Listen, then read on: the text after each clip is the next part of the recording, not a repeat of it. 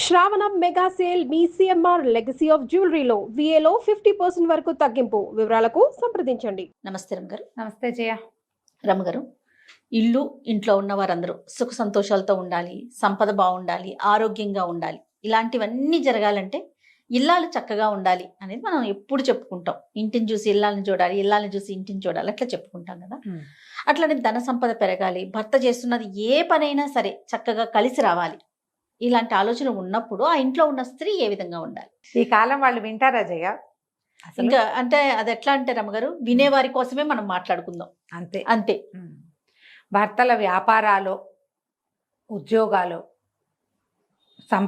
సంపాదన పెరగాలంటే basic rules కొన్ని ఉన్నాయి జయ. ఎవరికైనా భర్తలకేంటి, ఒక ఇంట్లో వాళ్ళకి డబ్బులు రావాలి, ధనం వృద్ధి చెందాలి, వాళ్ళు చేస్తున్న ఏ వృత్తి వ్యాపారాలైనా ముందుకెళ్ళాలి అంటే మొదట ఇల్లు శుభ్రంగా ఉండాలి, శాంతిగా ఉండాలి, ఇంట్లో ప్రశాంతత ఉండాలి. ఏ పూజా విధానాన్ని వీళ్ళు అవలంబిస్తారో వాళ్ళ కుటుంబాల్లో ఆ విధానాలు మానకూడదు, మార్చకూడదా. కొత్త దేవుడు అండి అని కొత్త దైవాలను తెచ్చుకోకూడదు. తెచ్చుకో, కానీ పాత దైవాన్ని విడనాడకూడదు. వాళ్ళ ఇంట్లో ఒక పద్ధతి ఉంది. ఇప్పుడు కోడళ్ళు బయట నుంచి వస్తే ఏం చేస్తారంటే జయ, తల్లుల ప్రభావం ఎక్కువగా ఉందనుకో, పుట్టింటి పూజలు తెస్తారు. తేయకూడదని కాదు, తేవచ్చు, పాతది మానేస్తారు. అత్తవారింట్లో ఒక నిత్యము అక్కడ పూజింపబడే దైవము, చేయబడే ఒక విధానము, అవలంబించే ఒక ధర్మము, ఆ ఇళ్లలో ఒక పద్ధతి ఉంది. ఎవరికైనా అన్నం పెడతారు, ఓ పక్షులు గూళ్ళు పెట్టుకుంటాయి వాళ్ళ పెరట్లో, అలాంటివి కూడా చేయ. తర్వాత ఎవరికైనా ధన సహాయం చేస్తారు, ఏటా ఇంతమందికి బట్టలు ఇవ్వాలని, ఇంతమందికి ధనం ఇవ్వాలని చేస్తుంటే ఇది కంటిన్యూ చేయాలి. అవి మానకూడదు. రైట్. అత్తగారు చేసేవి ఏవైనా, అత్తవారింట్లో జరిగేవి ముందంతా లేదండి మా అత్తగారే మొదలు పెట్టారు, నేను చేయకపోతే ఏమవుతుంది అని అడగద్దు.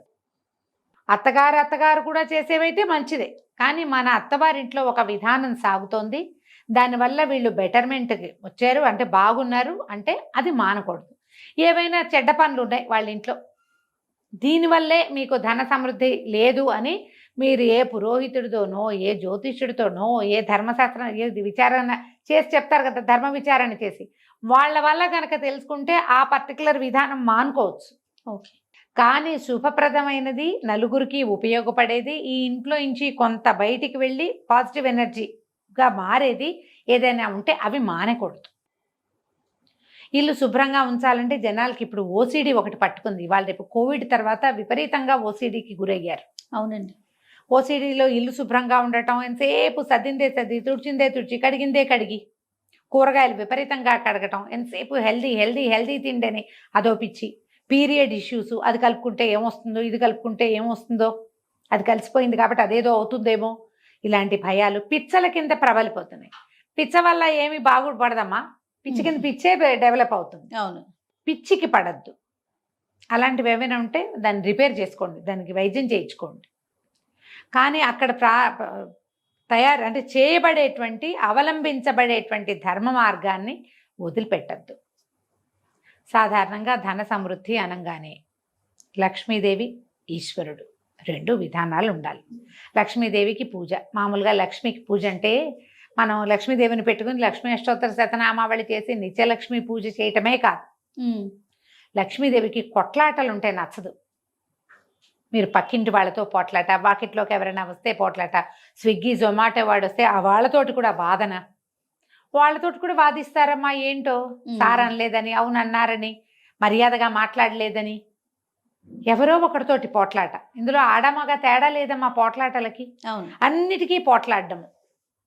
ఇంట్లో వాళ్ళే మా భార్యాభర్త కొట్టుకుంటూ ఉండటం, అత్త కోడళ్ళు కొట్టుకోవటం, వీటి వల్ల సమృద్ధి రాదు. అవి తగ్గించుకోండి. వ్యాపారం పెరగాలంటే ప్రధానమైన సూత్రం అది.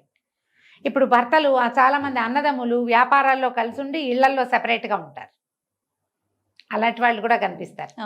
మనము వాళ్ళకి తగాదా పెట్టేలాగా ప్రవర్తించకూడదు. సెల్ఫ్కి పెద్దపీట వేయకూడదు. సర్వతోముఖాభివృద్ధి, ఫ్యామిలీ ముందుకెళ్ళాలంటే నా సంగతే నేను చూసుకుంటా అన్న ఊహ చేయకూడదు. అప్పుడు ముందుకెళ్తాం.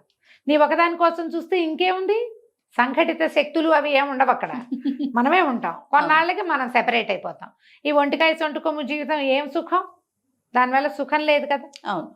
లక్ష్మీ పూజ చేయటం, తర్వాత ఈశ్వరారాధన చాలా మంచిది. ఇప్పుడు మనకేంటంటే పర్వదినాలు వస్తాయి. ఇప్పుడు ఈ నమ్మకాలు లేని వాళ్ళకి ఏం చెప్తామంటే, వాళ్ళకి ఇది పూజ చేసే నమ్మకాలు అయితే ప్రార్థన చేసే నమ్మకం ప్రతివాడికి ఉంటుంది. పూజ ప్రార్థన రెండు సమానమేనమ్మా, ఒకటే. నువ్వు అది చేస్తావా ఇది చేస్తావా, ఏ విధానాన్ని అవలంబిస్తే దాన్ని సజావుగా అవలంబించండి. మీకు ఇంకొకటేదో మీ సిస్టము, ఆ సిస్టంలో కూడా దానము, ఇతరులకి సహాయము, ధర్మ ప్రవర్తన అన్ని ధర్మాల్లోనూ ఉంటుందమ్మా. కదా, దేనిది దానికే, దేని రకం దాందే. వాళ్ళకి ఏదో చెప్తారు, ఇంత ఇంత దానం చేయాలని, ఇంత కలిసి ఉండాలి, ఏవో ఉన్నాయి కదా, ఇది ధరించాలి, ఇప్పుడు పూజ చేయాలి, ఈ సమయంలో ఉపవాసం ఉండాలి, అందరికీ ఉన్నాయి. మీకు ఏది ఉంటే అది పాటించండి. ఏ రకమైన ఆరాధన ఉంటే ఆ రకమైన ఆరాధనని ముందుకు తీసుకెళ్ళండి. ఈశ్వరుని పూజ కూడా ఖచ్చితంగా శివారాధన ధన సమృద్ధికి కారణమవుతుంది. శివుడు ఐశ్వర్య ప్రదాత, మోక్ష ప్రదాత కూడా. ముందు ఐశ్వర్యాన్ని సాధించండి, మీకు లభించిన ఐశ్వర్యాన్ని పంచండి ప్రపంచం మీద. అప్పుడు మోక్షం వైపుకు వెళ్లేందుకు కూడా దారి కనపడుతుంది. అంతే. మీకు వచ్చిన దాన్ని మీరే దాచిపెట్టుకుంటూ ఉంటే కొన్నాళ్ళకి ఏమవుతాం, నరకంలో పడతాం మనం. మోక్ష సాధన లేదు. ఇంకా మనకి ఎంత వచ్చినా సరే అందులో నుంచి కొంత దానం చేయాలి, కొంత ప్రపంచం మీద ఖర్చు పెట్టాలి, కొంత ఇతరులకి అయాచితంగా ఇచ్చేసేయాలి. వాడు అడిగితే ఇవ్వడం కాదు, నీ అంతటి నువ్వే ఇస్తూ ఉంటే వస్తూ ఉంటుంది.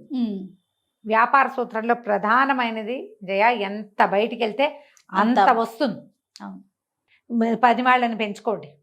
అందరివి ఒక 5 కుటుంబాలు, 5 మంది ఉన్నారు మీ దగ్గర, 50 మంది ఉన్నారు, వాళ్ళందరూ బాగుండేలాగా చూసుకోండి. అందరూ సంతోషంగా ఉన్నారు. ఎవరికో ఏదైనా ఇబ్బంది వచ్చింది, ఈ సంస్థ ఎవరైతే ఉన్నారో వ్యాపారస్తులు, మేము ఉన్నాం పర్వాలేదు మేము చూసుకుంటాం, వాళ్ళు ఇంకా లాయల్గా పనిచేస్తారు. దాని నుంచే కదమ్మా డబ్బు వచ్చేది. మన వ్యాపారం ఇంకా బాగా పెరుగుతుంది. ఇవన్నీ బేసిక్ రూల్స్ కదా. అంతే కదా. ఇవి ఒకళ్ళలో ఉంటే సరిపోదు జయ, మంది మీదకి వెళ్ళాలి ఇవి. ఇప్పుడు ఒక ఫ్యామిలీ పెద్దకి ఈ రకమైన అవగాహన ఉంది, మిగిలిన వాళ్ళంతా వ్యతిరేకించకూడదు. వాళ్ళు వ్యతిరేకిస్తుంటే వాళ్ళని కూర్చోబెట్టి వాళ్ళకి అర్థమయ్యేలాగా చెప్పాలి. ఇది మన వ్యాపార సూత్రం, ఇదే మన ఐశ్వర్యానికి కారణం.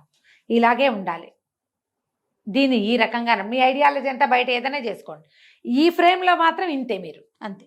ఇలా ఖచ్చితమైన నియమావళి గనక ఈ ఇళ్లల్లో ఉంటే ఆడవాళ్ళకి ఉండాలి. మగవాళ్ళు దానాలు చేసేవాళ్ళైనా ఆడవాళ్ళ చేతులు చిన్నవనుకో కష్టం, ఇంకేమిస్తారు. అవును కదా.